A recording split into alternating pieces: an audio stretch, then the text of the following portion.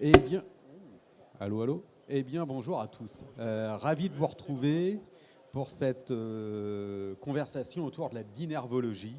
Alors, j'ai le plaisir d'accueillir mon ami Jérôme Piquet, qui naît maintenant en Bretagne, et Benjamin Ferrenbach. C'est comme ça qu'on dit, bien, tu me reprendras hein, s'il faut. Chirurgien de son état à Tours. Et Benjamin, pour commencer, est-ce que tu peux nous expliquer ce vilain nom de dinervologie qui reste quand même incroyable parce qu'il y a déjà tout le monde qui vient alors que le nom, je pense, ne parle peut-être pas à tout le monde. On va l'expliquer justement dans cette discussion. Déjà, on va remercier le docteur Martinel qui nous a gentiment accordé la possibilité d'utiliser ces dessins que vous retrouverez dans le livre L'histoire incroyable du Lacertus. Alors, la dinervologie, qu'est-ce que c'est? Effectivement, c'est un néologisme. En fait, ça vient de dynamique, nerf et ologia. En gros, dynamique, c'est que ça nécessite le mouvement. Le nerf, on va parler justement de nerfs moteurs sensitifs. Et donc, logia, c'est l'étude de tout ça. Donc, ça va être l'étude des compressions dynamiques des nerfs. Donc, comme je vous disais, c'était dynamique car ça nécessite un mouvement. Donc, ça va être sur les tissus qui sont mobiles, les muscles, les fascias, les aponevroses. Ça va être sur des microtraumatismes répétés. Ça va être au contraire de statique, donc les positions ou les postures. Quand on va avoir un tissu immobile, les ligaments, les os, on rappelle bien, un ligament c'est entre un os et un os, un tendon c'est entre un muscle et un os, et une aponévrose c'est entre un muscle et un muscle. Et donc, le canal carpien ferait plutôt partie des contraintes statiques parce que c'est un ligament entre un os et un os, et on a un problème de pression à l'intérieur du canal. Pourquoi on va parler de nerfs? Parce que c'est le messager de l'ordre moteur, mais c'est aussi le canal de l'information sensitive. Ça va dans les deux sens la plupart du temps. C'est ceux qui sont mixtes. C'est très sensible à la pression. Il faut vous dire que c'est comme une grosse nouille. C'est très fragile, mais surtout c'est extrêmement important. C'est le câblage électrique du corps, quoi. C'est très souvent négligé, trop souvent négligé. Et pourquoi? Parce que on ne comprend pas. Et on ne trouve que ce que l'on cherche et on cherche que ce qu'on connaît. Claude Bernard l'avait formulé d'une autre façon, c'est celui qui ne sait pas ce qu'il cherche ne comprend pas ce qu'il trouve. Comme on ne peut pas traiter ce qu'on ne connaît pas, qu'est-ce qu'on va faire? On va donner des étiquettes. On va dire vous n'avez rien, c'est dans votre tête, c'est psychosomatique, vous êtes fibromyalgique et ma préférée, c'est une algo. Et quand j'ai montré ça à ma femme, elle m'a dit mais c'est moche, ça fait mauvaise étiquette. J'ai dit c'est exactement ça. En fait, vous collez des mauvaises étiquettes aux gens et après, ils n'arrivent plus à s'en défaire. Et quand vous avez l'étiquette algodystrophie ou fibromyalgie sur la tête, alors que parfois, c'est juste des nerfs qui sont comprimés et qui vous embêtent, c'est compliqué. Alors concrètement, déjà, savoir que ça existe, c'est déjà le début du traitement.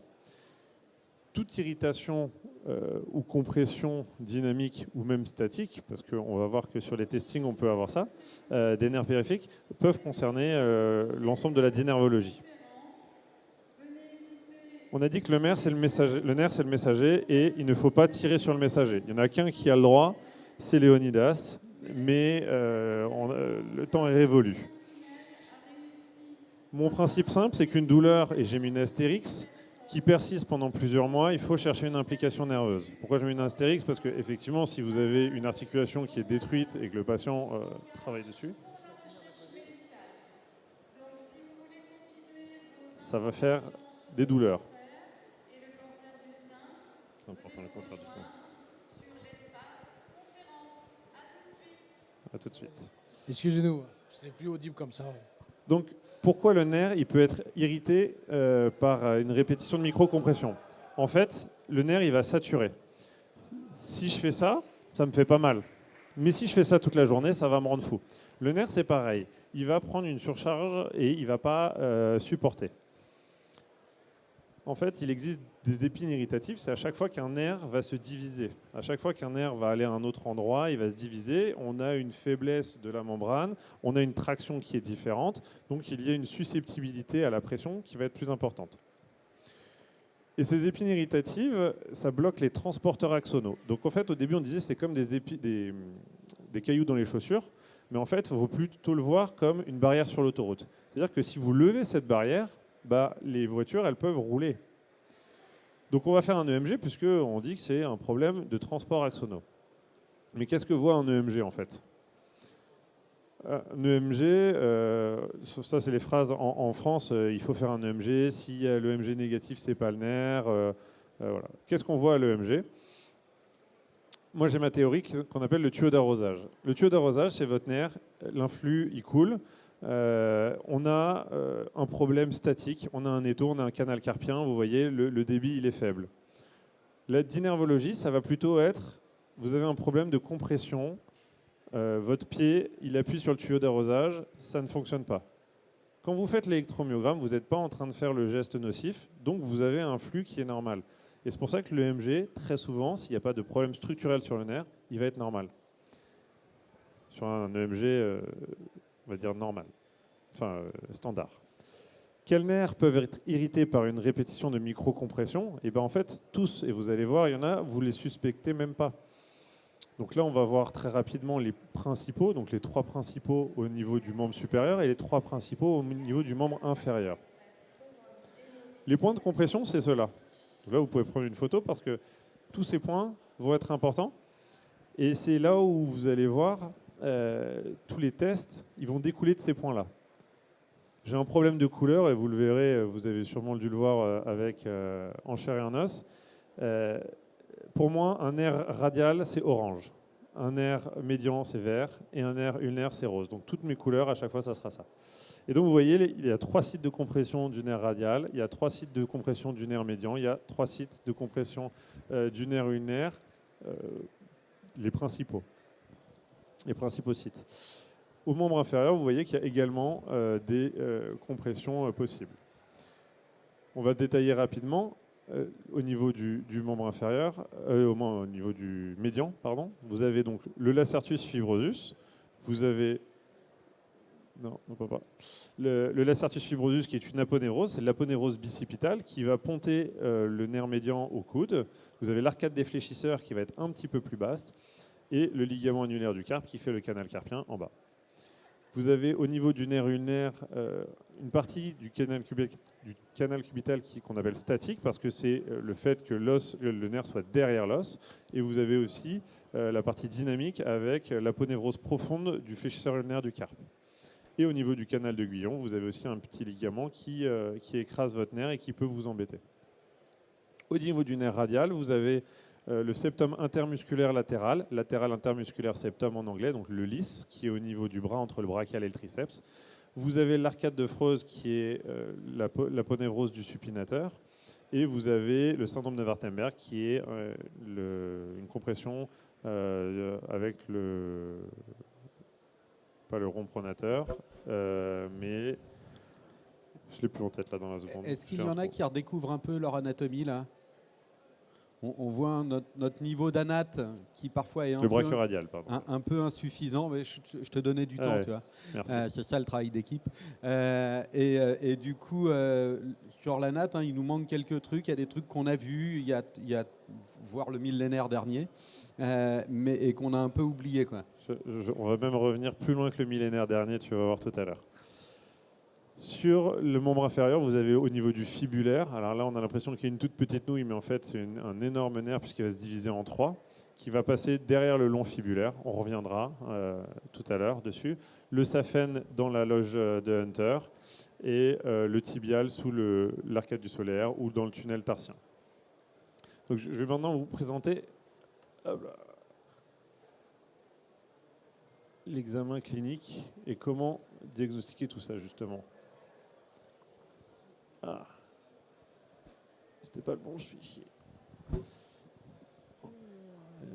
Comme disait Benjamin tout à l'heure, le premier truc, c'est déjà de savoir que ça existe et de se dire qu'il y a peut-être des endroits où, et il les a présentés, où ça peut coincer et où on peut chatouiller le nerf.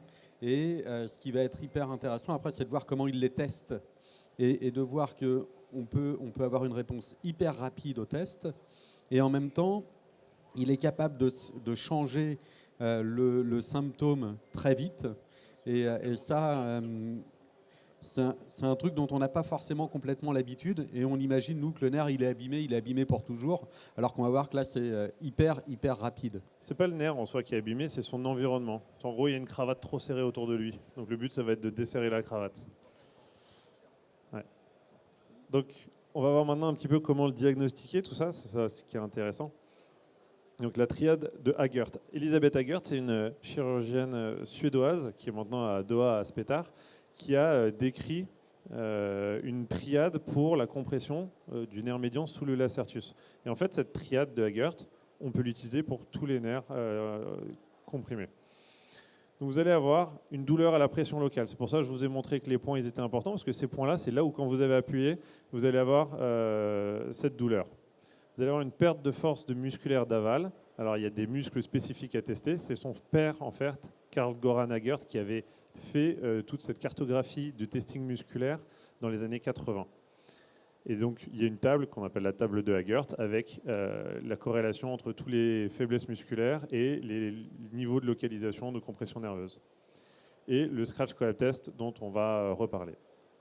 La douleur à la pression locale, c'est ce qu'on appelle sur le canal carpien le test de Fallen ou Durkheim. On appuie dessus, ça fait mal. Forcément, le nerf est déjà comprimé. Et là, vous rajoutez une pression, et ben, le patient ne va pas apprécier.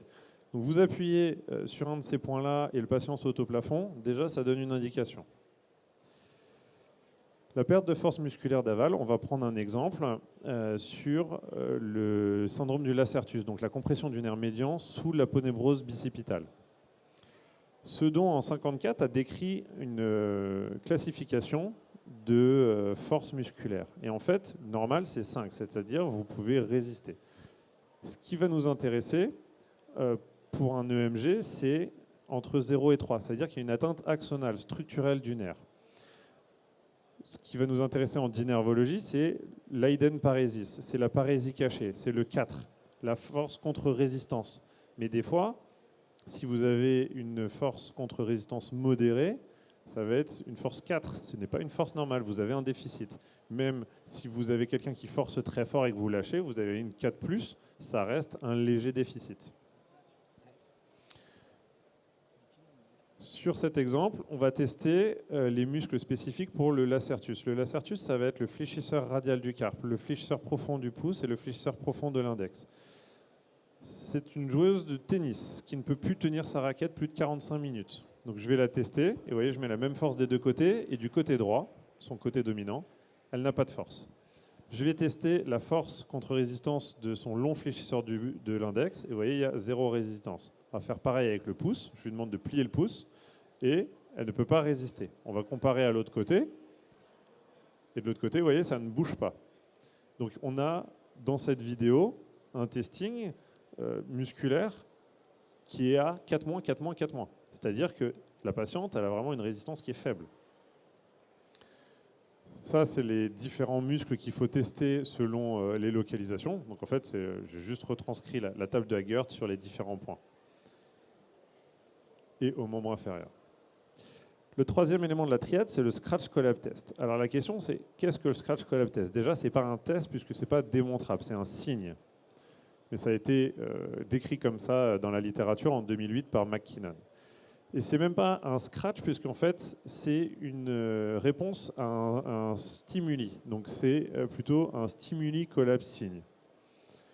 Personnellement, moi je l'appelle le test d'irritation nerveuse, parce que quand je dis au patient, voilà, votre nerf il est irrité, je vais aller l'embêter et vous allez voir ce que ça va donner. On va observer une réponse à cette agression extérieure. En gros, moi, si ma femme elle a passé une sale journée, que je rentre, que je balance mes chaussures et que je dis qu'est-ce qu'on a bouffé, je ne suis pas bien reçu. Il ne faut pas irriter ce qui est déjà irrité. Là, c'est le même principe. Vous avez un nerf qui est irrité et vous allez rajouter une irritation. Mauvaise idée. Donc ça a été décrit en 2008 par l'équipe de Susan McKinnon, qui est une chirurgienne américaine. C'est très spécifique et ça avait été décrit au départ sur le canal carpien et le tunnel cubital, puisqu'on pouvait les objectiver avec un électromyogramme. Et c'était même plus spécifique qu'un Fallen ou un Tinel. Et alors comment ça fonctionne? Eh bien on ne sait pas. Il y a plusieurs théories qui ont été engendrées. Il y en a une qui s'appelle la CSP, la cutaneous silent period. C'est cette petite période où vous avez une inhibition de protectrice qu'on voit sur l'électromyogramme. Ma théorie préférée est celle qui avait été décrite en 2019 sur les cellules mésenchymateuses cutanéodermiques de Schwann, qui en fait transmettent un stimuli tactile en stimuli nociceptif pour le nerf, ce qui expliquerait bien la suite. Alors comment ça marche? On va tester une force contre résistance. Donc ça avait été décrit initialement avec une rotation des épaules. Donc on met le patient à 90 degrés et on va exercer une pression pour tester ces rotateurs externes. Et on va aller irriter la zone suspectée et on va recommencer. Et si on obtient une perte de force transitoire, c'est que ce signe est positif. On reprend la jauge de tennis. Donc j'exerce une force, vous voyez, j'exerce une force de pression, elle a de la force. Je vais aller embêter son nerf médian au lacertus et là, il n'y a plus de force du tout. On attend un petit peu, on recommence, c'est transitoire. Je teste sur le canal carpien. Ça ne bouge pas, il n'y a pas d'irritation au niveau du canal carpien. Je teste sur le lacertus, il n'y a plus de force. Donc là, ça me confirme que la localisation de sa compression nerveuse, elle est au coude. Cette patiente, je l'ai opérée, et elle a pu rejouer au tennis, elle était très contente. Je la revois à 6 mois et je me dis, on va faire le contrôle, son coude allait très bien. Elle me dit, très bien, on va jouer au tennis maintenant, parce que c'est une joueuse de tennis de haut niveau, pour voir ce que ça donne. Et elle me dit, je ne peux pas, j'ai une sciatique, j'ai un conflit de hanche, j'ai des douleurs. En fait, elle s'était blessée sur des appuis latéraux. Je dis, quitte à être là, on va tester. Et en fait, elle n'avait pas de sciatique, elle n'avait pas de conflit de hanche, elle avait une compression de son nerf fibulaire qu'elle avait fait sur un mauvais appui. Du coup, j'ai dit, très bien, vu que vous avez une compression au niveau de votre fibulaire, on va pouvoir tester ce scratch collapse test. Donc, vous voyez là, je vais embêter au niveau de son nerf fibulaire et on a une perte de force. Je vais mettre du froid. Donc en gros, je vais endormir ces cellules cutanées. Donc je vais négativer le test. Et quand je vais le faire, on n'a pas de transmission nociceptive au nerf. Et vous voyez, elle résiste. Donc à chaque fois que je vais mettre du froid, c'est pour faire le témoin. Donc je vais tester ses bras et je gratte son genou. Et là, c'est son bras qui lâche. Parce qu'en fait, la réponse, c'est une réponse à une agression extérieure. Le système nerveux périphérique va retourner au système nerveux central, prévenir qu'il y a une agression extérieure. Et le système nerveux central va dire, très bien, on bloque tout l'hémicorps. Donc, on peut tester n'importe quel muscle de l'hémicorps, il va être faible transitoirement. Ce qui veut dire que là, je peux le tester. Vous allez me dire, oui, mais là, tu t'appuies plus fort à chaque fois et pour montrer que ça marche. Je dis, très bien. Mais mon but de ce test, et vous allez comprendre pourquoi j'ai fait toute cette démarche, c'est que j'ai testé et je vous ai montré que le membre sup, ça marchait. Après, je vous ai montré que dans l'autre sens, ça marchait. Et donc, je vais pouvoir lui mettre des poids. Et donc là, maintenant, elle va juste lutter contre la gravité. Je vous ai dit, elle était à 4 mois, mais en fait, elle était même à 3+. Parce que là, quand je gratte, regardez sa main gauche. Tout doucement, elle commence à perdre la force et elle n'arrive plus à tenir. Et on sent que ça lâche. Vous allez me dire, oui, mais c'est une femme, c'est 3 kilos, c'est lourd. Je dis, très bien, on va faire la même chose en remettant du froid. Et là, ça tient tout à fait, parce que c'est une femme et c'est que 3 kilos. Et ça tient bien. Je sais. Ben oui, justement, je suis en train de dire que c'est bien.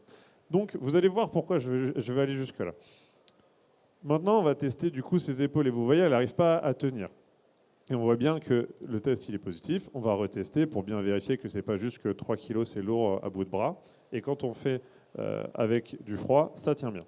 Pourquoi je fais tout ça? Parce que pour moi, c'est une agression extérieure au corps. Et ma question, c'est est-ce qu'on peut s'auto-scratcher? Donc la réponse, elle va arriver là. On n'a plus besoin de sa main droite. Donc j'ai dit, maintenant, vous allez vous auto-scratcher. Elle s'auto-scratch et il ne se passe rien. Le corps a la proprioception du bout du doigt. Donc il sait que ce n'est pas une agression extérieure. Et donc, ça va tenir. Alors que quand je le fais, ça lâche. Pour prouver mon point, j'ai dit, vous allez faire la même chose, mais avec la pointe d'un stylo. Parce que vous n'avez pas la proprioception du bout du stylo. Et là, on voit, elle serre les yeux, elle force, parce que ça la rend folle. Et ça lâche. Ma deuxième hypothèse, c'était que c'était surface dépendant, puisque c'était lié aux cellules cutanées. Donc là, je vais souffler dessus, et vous voyez, je recrute beaucoup plus de cellules, et donc ça va beaucoup plus vite. Donc là, je vais gratter avec un doigt, localement pile à la zone de compression. Vous voyez la vitesse de chute. Je vais attendre un petit peu pour ne pas avoir à couper la vidéo, qu'on ne dise pas que ça soit retravailler. Et je vais faire la même chose, mais avec 4 doigts, mais sur la même zone. Et on va voir la vitesse de chute. Donc je recrute une plus grande surface. Et donc là, vous n'entendez pas, mais normalement, il y a le son et elle dit « Ah, c'est terrible », parce qu'elle n'arrive pas à retenir. Et donc, ça confirme, on ne peut pas tester normalement, enfin c'est un signe, on ne peut pas le démontrer, mais on a pu au moins objectiver et s'orienter sur ce genre de choses. Quand je vous dis qu'il y a des nerfs que vous ne suspectez pas, c'est que cette dame, elle a une compression aussi du lacertus et elle me dit « J'ai des migraines, mais que à gauche ». Et en fait, elle a des lunettes et je lui dis « Bah, ce qu'on va faire, c'est qu'on va tester le scratch collab test. Vous allez résister et je vais embêter votre nerf 5-2 et là, ça va lâcher. Et en fait, c'est la branche de ses lunettes qui écrase son nerf et c'est ça qui lui occasionne les migraines. Je lui dis, bah, changez de lunettes et après, elle n'a plus de migraine. Donc, c'est des choses, parfois, on n'y pense pas et ça peut tout changer. Donc, la triade de Hagret, c'est la douleur à la pression locale, la perte de force musculaire d'aval et le scratch collab test. Une seule chose à retenir, c'est que c'est un ensemble de choses. Ce n'est pas le scratch collab test qui va nous dire il faut faire ci, il faut faire ça. C'est le fait d'avoir une perte de force, un scratch collab test positif, une douleur à la pression. Donc, maintenant, je vais vous montrer d'autres cas. Juste pour faire la transition, ces tests-là, justement, ils doivent rentrer dans notre examen de musculo-squelettique sur en particulier beaucoup de tendinopathies qu'on prend en charge. Et il faut toujours penser au nerf qui va derrière, et en particulier sur justement les syndromes de surcharge. Et il y a autre chose sur laquelle Benjamin va insister tout à l'heure. Quand on fait des mesures de force, pour voir si on a un déficit de force, ce n'est pas une mesure de force qui est statique. On doit imposer, comme de l'excentrique, on doit imposer une pression extérieure pour qu'on ait la compression majeure, pardon, je vais baisser mon micro, qu'on ait une compression majeure sur le nerf pour que ça majeure cette perte de force. Vous ne vous contentez pas d'un test statique, il faut imposer une pression pour que ça fonctionne. Ça, c'est mon topo préféré puisque ça va être avec des exemples, avec des vidéos et avec de la participation du public. On va parler du nerf radial, du nerf fibulaire et du nerf saphène. Le nerf radial, c'est le nerf de l'extension. Tout ce qui contrôle l'extension est contrôlé par le nerf radial. Le coude, le poignet, les doigts longs, le pouce. Le nerf radial, je vous rappelle, c'est celui qui est en orange et donc c'est celui qui va être sur la face postéro-latérale du bras et de l'avant-bras. Il va tourner autour. Les deux localisations principales de compression de nerfs au niveau du nerf radial, ça va être le LIS, le syndrome du LIS, donc je vous ai dit c'est le latéral intermusculaire septum, c'est au niveau du bras. On le trouve 9 à 10 cm au-dessus de l'épicondyle. Donc vous mettez votre index, un index ça fait 9 à 10 cm, vous mettez la base de votre index sur l'épicondyle, vous appuyez ici, si le patient il a mal, ça peut être déjà une compression au niveau du LIS. Ça occasionne des douleurs souvent à l'abduction parce qu'on recrute le deltoïde et le V deltoïdien appuie dessus. Les muscles à tester, bah c'est l'antilacertus. Ça veut dire que ça va être le long extenseur du pouce, l'extenseur propre du 2 et le court extenseur radial du carpe. Alors que le lacertus, c'était dans l'autre sens. Donc on voit bien, ils sont antagonistes sur leur testing. Au niveau du tunnel radial, ce qu'on appelle la compression du nerf interosseux postérieur, ça va être 3 travers de doigts sous l'épicondyle latéral. Et là, on va avoir une perte de force de l'extenseur ulnaire du carpe. Donc on met le patient bras tendu et on va aller chercher une inclinaison ulnaire. On va demander une force contre-résistance. Si le patient ne peut pas tenir, c'est qu'il y a une compression de son nerf radial. L'irritation du nerf radial, ça suspecte à l'interrogatoire. Quand des patients arrivent, je leur pose des questions. Qu'est-ce que vous faites comme métier? S'ils me disent je suis pente en bâtiment et que je fais des mouvements répétés du poignet, déjà, ça commence mal pour eux. Qu'est-ce que vous faites comme sport? Si vous faites du tennis avec un revers à une main, avec une supination et une extension, et que vous avez des douleurs, ça commence mal. Qu'est-ce que vous faites comme activité manuelle? Est-ce que c'est votre bras dominant? 90% du temps, c'est le bras dominant. Est-ce que quand vous portez un sac de course, vous fatiguez? Si vous avez un sac de course, en fait, vous verrouillez avec l'extenseur ulnaire du carpe, et donc vous mettez en compression. Le nerf radial sous l'arcade de Froese, il est là. Quand vous mobilisez, vous tapez un peu dessus. Donc même l'informatique et les gamers, des fois, ils ont des crampes. Et ben, c'est juste que c'est une irritation du nerf radial. Est-ce que vous arrivez à débattre des heures neige? Faire de la pâtisserie, c'est une horreur. Quand on commence à monter et que ça commence à prendre, et je sais, hein, parce que j'ai un tunnel radial et j'ai un lacertus, je ne peux pas faire ça. Au bout d'un moment, je lâche et j'en peux plus. moi, j'arrive pas à visser des fémurs, mais je peux pas demander aux gens est-ce que vous arrivez à visser des fémurs. Je dis est-ce que vous arrivez à monter les meubles Ikea? Et très souvent, c'est ah ouais, non, ça, j'arrive pas. Au bout d'un moment, j'ai du mal. Et donc, arrivez-vous à peindre les murs parce que c'est le mouvement répétitif du poignet. Donc, tous les mouvements répétitifs du poignet vont aller irriter le nerf radial au niveau de l'avant-bras. Et les mouvements du coude, quand on fait des mouvements répétitifs et contre-résistance au niveau du coude, ça va plutôt irriter le lisse, parce que le lisse, c'est le septum intermusculaire entre le brachial et le triceps, qui sont antagonistes. Donc si vous faites des mouvements comme ça, vous faites de la friction et vous écrasez le nerf potentiellement. D'autant plus que vous avez une petite abduction. Et le motif de consultation surtout. C'est-à-dire que les gens, ils viennent pour une épicondylite. Ils ont une épicondylalgie. Alors soyez honnêtes, qui a un patient avec une épicondylalgie résistante au traitement dans la salle? Il y a des menteurs. Il y a des menteurs, ouais. Il y a des menteurs.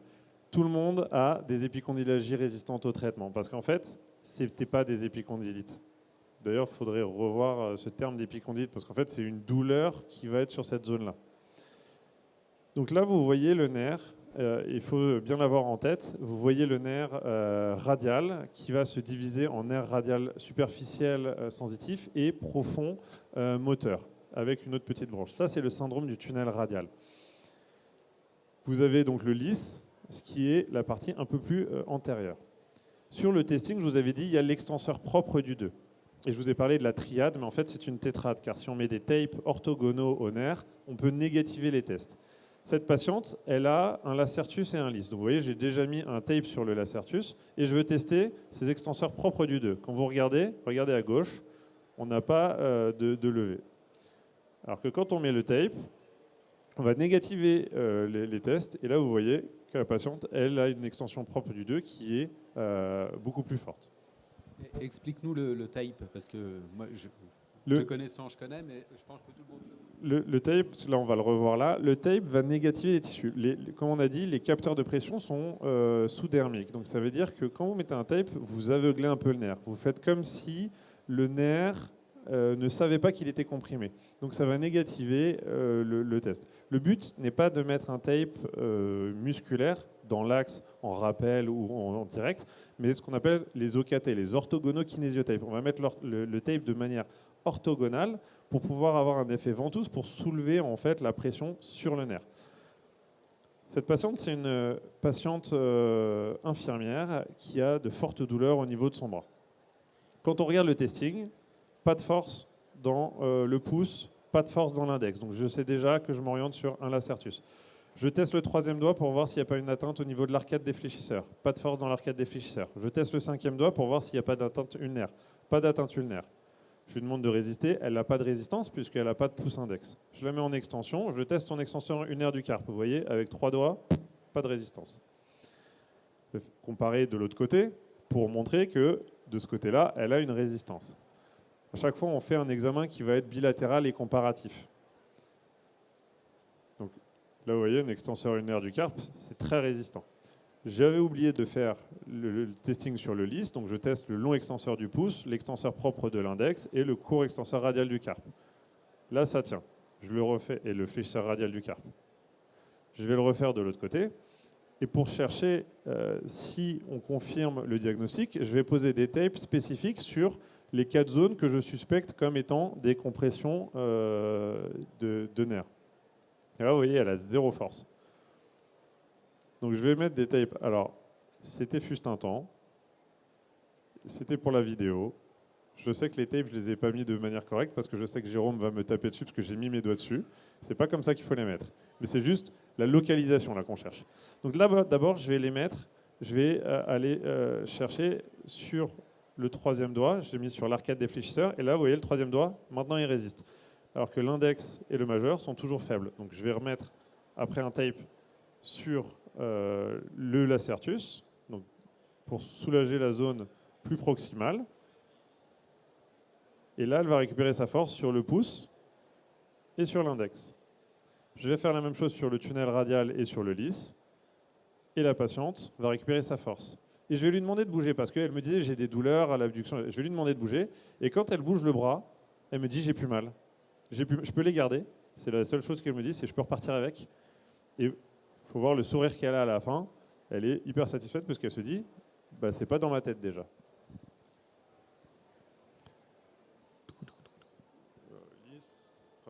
rapidement.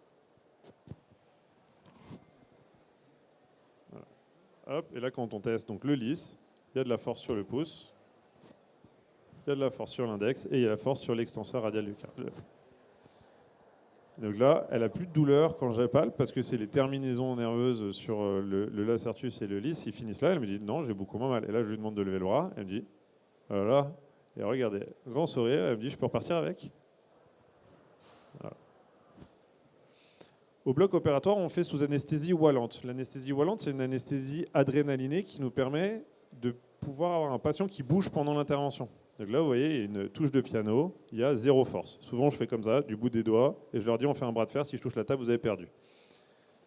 Après, je vais aller libérer ce fascia, ce qu'on appelle les cross-fascia. Vous voyez, des fibres qui croisées, qui sont très tendues, et qui, du coup, vont écraser le nerf. Alors, on ne voit pas le nerf, mais il est un petit peu plus en proximal, mais il est libéré, et je peux le tester.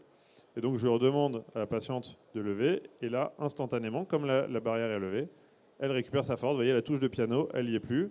Et souvent, ce que je dis aux patients, c'est vous venez de me porter parce que je me mets debout dessus. Et là, vous voyez, il n'y a plus de force compressive de faiblesse. Je vais un peu plus loin. C'est qu'il y a 1,8 million d'années, Homo erectus s'est mis debout. Mais avant, on était des animaux à 4 pattes. Si je me mets à 4 pattes, mon mollet, c'est la face antérieure de mon avant-bras. Mon nerf radial, c'est mon fibulaire. En fait, là, vous avez un genou droit et un coude gauche.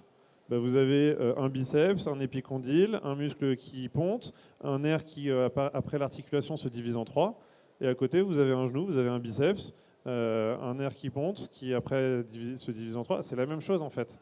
Le nerf radial est au bras, ce que le nerf fibulaire est au genou. Du coup, c'est quoi l'épicondyle du bas ? Genre le radial, c'est l'épicondylite, le fibulaire, c'est quoi? Le syndrome de l'essuie-glace. Qui a, dans ces patients, un syndrome de l'essuie-glace résistant au traitement? Il y a encore des menteurs. Le syndrome de l'essuie-glace, techniquement, c'est la bandelette qui frotte sur le GRD. Et vous voyez, c'est pas très loin du nerf fibulaire. Le nerf fibulaire, il est coincé là où il y a la petite marque jaune quand il passe sous le long fibulaire. Et c'est à cet endroit-là qu'il se comprime. Donc, comme je vous ai montré, vous avez plusieurs testings. Donc, comme on a vu, le radial, c'est l'extenseur ulnaire du carpe. Et sur le fibulaire, on va aller chercher une éversion. Mais comme il repasse aussi en antérieur, on va aussi chercher les extenseurs. Au niveau du saphène, le saphène, ça va être le lisse. Parce que si je me mets comme ça c'est ma cuisse. C'est l'intérieur de ma cuisse. L'intérieur de ma cuisse, c'est le saphène. Et ce qui comprime le saphène, c'est le MIS, c'est le médial intermusculaire septum, c'est la membrane vasto-adductrice. Quand vous avez une compression de votre nerf fibulaire, les gens ils ont du mal à descendre les escaliers, parce qu'il faut lever les pieds pour descendre les escaliers. Par contre, quand vous avez une compression du nerf saphène, c'est une compression du quadriceps, vous avez des difficultés à monter les escaliers. Faut que tu t'arrêtes. Alors, ce qu'on va vous proposer cet après-midi, si vous voulez voir si vous avez des lisses, des saphènes, des fibulaires de lacertus, on va faire l'examen pratique cet après-midi sur les ateliers à 15h, parce que là, sur le stand de l'ITMP, à 15h, et on va vous faire les démonstrations et de bilan, de mise en évidence des compressions, et la démonstration des poses de TEP pour aller avec. Et à 17h, à 17h, on revient là, c'est le fil rouge de la journée. On va vous mettre en action, et à 17h, on reparlera effectivement de toute la prise en charge thérapeutique et chirurgicale et kinésithérapique par rapport au parcours de soins qu'on a pu mettre en place avec la collaboration sur un parcours de soins entre la partie chirurgicale, évaluation et la partie kinésithérapique. Si d'ici 17h ou 15h, vous voulez discuter, en général, je suis là. Et souvent, je suis reconnaissable parce que j'ai un bras tout rouge avec tous les nerfs. Là, je ne l'ai pas encore parce que l'artiste il était occupé, mais je vais l'avoir dans quelques minutes. Donc, si vous voyez quelqu'un avec un bras tout rouge et plein de nerfs, venez discuter sans aucun problème. C'est vraiment le but, là, c'est aussi de montrer la vraie collaboration kiné chirurgien et d'avoir un fil rouge en fait, où en fait pour une même pathologie, certains la rééducation suffira et quand la rééducation ne marche pas et est en échec malgré tout le traitement bien conduit, alors ça devient l'indication chirurgicale et c'est un vrai plaisir. Alors Benjamin est passionnant, il peut parler des heures, on peut être à côté et l'écouter, nous on apprend toujours et c'est top et en même temps on se dit on a des échecs hein, parce que en tout cas nous avec Jérôme on en a encore. Et trouver justement une piste là où le traitement de la tendinopathie marchait pas, de se dire c'était peut-être pas une tendinopathie en fait. J'avais une douleur dans la zone, une épicondyle algie et pas une épicondylite au sens du tendon épicondyle abîmé. Et du coup, j'ai des pistes, ça nous renvoie vers d'autres thématiques comme éventuellement du crochetage, de la fasciathérapie, tout le traitement conjonctif, en fait, du tissu conjonctif qu'on peut faire en kiné. On pourrait imaginer du dry, on a parlé de trigger tout à l'heure et tout. Et c'est ce lien kiné-chirurgien qui est passionnant et qu'on vous invite à voir tout à l'heure à 15h, pardon, stand A28. Et sinon, de revoir ici ce soir à 17h et toute la journée ensemble. Là. Voilà. Merci beaucoup. Merci à Benjamin surtout. Et puis merci à vous. Merci à Jérôme, hein, évidemment. Le physio-mécano.